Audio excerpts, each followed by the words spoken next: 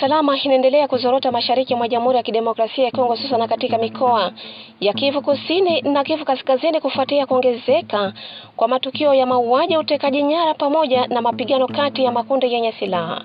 Kwa mujibu wa taarifa za ndani, kijana mmoja anajulikana kwa jina la Rodrigue ameripotiwa kupoteza maisha baada ya kuuawa na watu wasiojulikana. Marehemu huyo alikuwa akisafiri kutoka Bukavu kuelekea Uvira wakati tukio hilo lilikotokea. Wakati huo mapigano makali yameripotiwa katika eneo la Kavumu, mkoa wa Kivu Kusini, kati ya jeshi la FARDC likisaidiwa na wapiganaji wa wazalendo dhidi ya waasi wa AFC M23 na washirika wao. Kutokana na hali hiyo, baadhi ya wakazi wamelazimika kujificha manyumbani kwa hofu ya usalama wao, huku shughuli za kiuchumi na masomo zikisimama kwa muda. Eneo la Kavumu linaelezwa kuwa la kimkakati kwa pande zote mbili na limekuwa likishuhudiwa mapambano ya mara kwa mara, hali inayochangia kuongezeka kwa idadi ya wakimbizi wa ndani. Vyanzo vya ndani vinaeleza kuwa baadhi ya wanafunzi walilazimika kujificha madarasani wakihofia maisha yao kutokana na milio ya risasi iliyokuwa ikisikika karibu na shule zao. Katika tukio jingine, basi ya wafanyabiashara ilivamiwa na watu wasiojulikana katika eneo la Butembo, ambapo dereva pamoja na msaidizi wake walitekwa nyara. Tukio hilo limezua hofu kubwa miongoni mwa wafanyabiashara na wakazi wa eneo hilo. Kijana mmoja aliyekuwa akijihusisha na makundi ya waasi amejisalimisha katika eneo la Rubero mbele ya viongozi wa jeshi la serikali, akieleza sababu zilizompelekea kujiunga na makundi hayo. Uko nasema sana. Mimi nakuuliza hivi, sasa Kristia alikupatia ngapi kusudi mkwenda nje chinja watu? Kristia alitupatia makuta, sasa tulifika Oninga. Atupatia makuta sisi tuingie huku mpori tukwenda chinja watu. Apre kufika huku tulikuwa siku tukie hapa tuliona beze tuanzie hapa, mimi maneno kaacha tuanzie hapa tukaendelea mbele. Sasa tulirudia sasa vitu vikashanje sasa. Mimi nikaona mimi nikajitorokea kwa juu mimi niko mai sizipenda niwane na mai mwenzangu, ndugu yangu, mimi sizipenda niwane na. Sawa, nakuuliza hivi. Sasa ule Kristia iko mgrupe gani?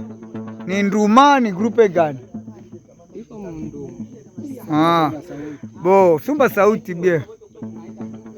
Kristia general wao nani? Njo Gido ni nani? General wao ni Gido. Sawa. Njo kusema watu walikuwa kufa mangurujipa, Kristia alikuwa na baua sikule njo kwenye komanda sektere yake iko.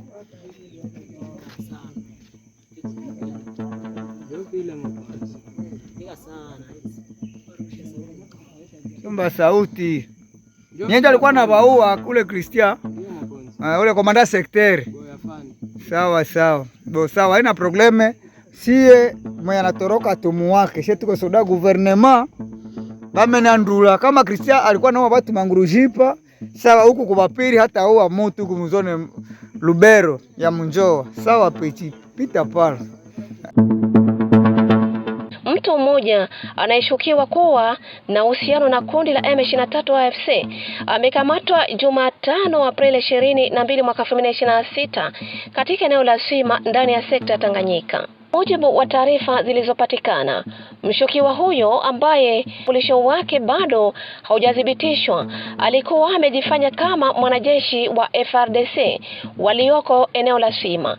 Hata hivyo, alitiliwa shaka na wapiganaji wa wazalendo waliokuwa katika eneo hilo na hatimaye kukamatwa. Baada ya kukamatwa, alipelekwa eneo la Mboko kwa ajili ya mahojiano na uchunguzi wa kina wa kiusalama. Wakati huo harakati za kirahia Fizi Baraka zimeonya wananchi wa eneo la Fizi kuwa waangalifu zaidi, zikihimiza ushirikiano na vyombo vya usalama katika kubaini watu wanaoshukiwa na kushirikiana na makundi yenye silaha dhidi ya taifa. Hali ya taharuki ilishuhudiwa Jumanne Aprili 21 majira ya jioni katika kijiji cha Lukaraba kilichopo katika eneo la Waloa Loanda wilayani Walikale mkoa wa Kivu Kaskazini.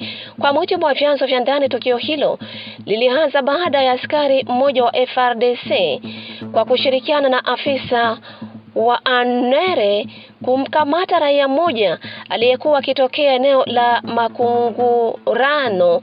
Inadaiwa kuwa wakati wa tukio hilo raia huyo aliporwa kiasi cha dola 200. Baada ya kupata taarifa hiyo, wapiganaji wa wazalendo waliamua kumkamata afisa wa Annere aliyedaiwa kuhusika, hatua ambayo haikupokelewa vyema na wanajeshi wa FARDC na kusababisha mvutano mkubwa. Mvutano huo uliishia kwa majibiano ya risasi kati ya pande hizo mbili, hali iliyowalazimu wakazi wa Lukaraba kukimbia makazi yao kwa hofu na kujificha porini usiku kucha. Hadi kufikia Jumatano asubuhi, hali ilianza kutulia kwa muda na baadhi ya wananchi wameanza kurejea makwao, huku hakuna taarifa za vifo au majeruhi waliothibitisha hadi sasa. Viongozi wa kimila na wadau wa eneo hilo wametoa wito kwa vikosi vya usalama kuepuka migogoro ya ndani na badala yake kuimarisha ushirikiano ili kulinda maisha ya raia.